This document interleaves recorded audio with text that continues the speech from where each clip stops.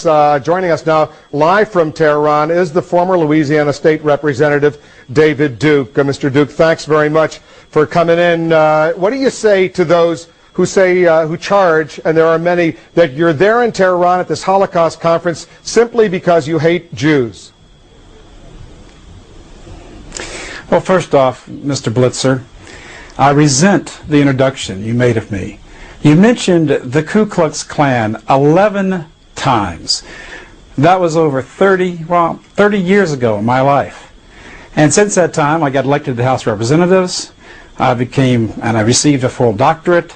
I've been a teacher. I have one of the best-selling books in the world.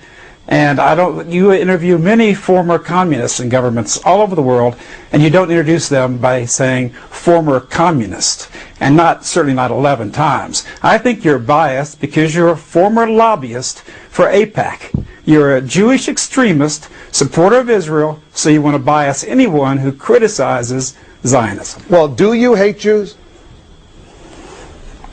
No, I don't.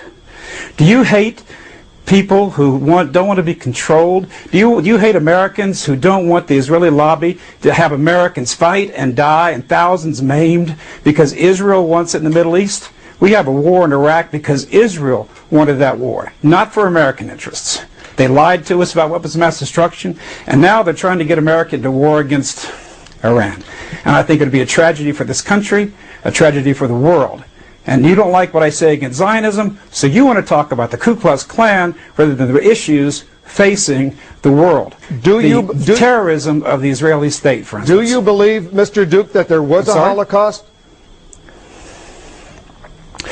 I believe, sir, that the only way we can know whether there was a Holocaust or the nature of it is freedom of speech. I don't think we should be locking people in prison in Europe, even elderly people in their 80s, because they dare to have a different opinion about an historical event.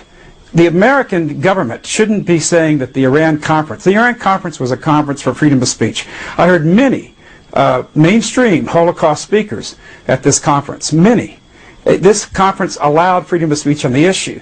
The American government and Tony Blair and George Bush should be saying it's a disgrace that David Irving, a worldwide historian with books in almost every library of the world, is in prison right now in Austria because he said something the Zionists don't like about the Second World War.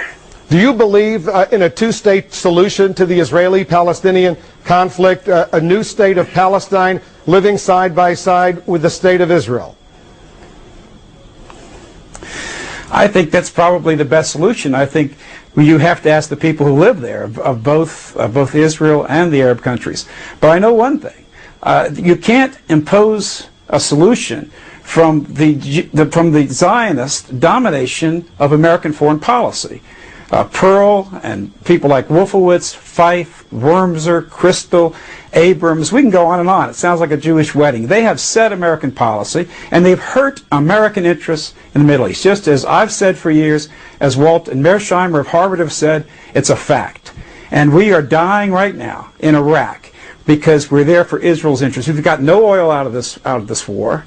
I went around the world, around the country before this war. Let me interrupt for a moment, Mr. Duke. As far as I know, the President of the United States, who's the Commander-in-Chief, is not Jewish. The Vice President of the United States is not Jewish. The Secretary of Defense is not Jewish. The National Security Advisor to the President, not Jewish. The Director of the CIA, not Jewish. Are these people simply tools of the Zionist conspiracy?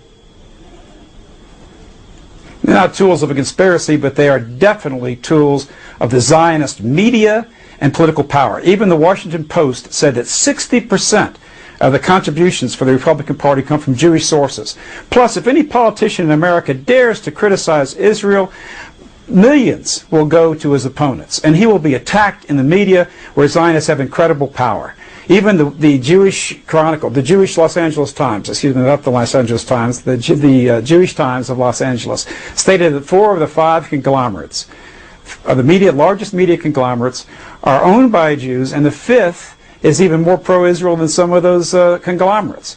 We have a controlled media in the United States, and that's why we're not hearing the truth about this conference. This conference is about the fact that there must be freedom of speech.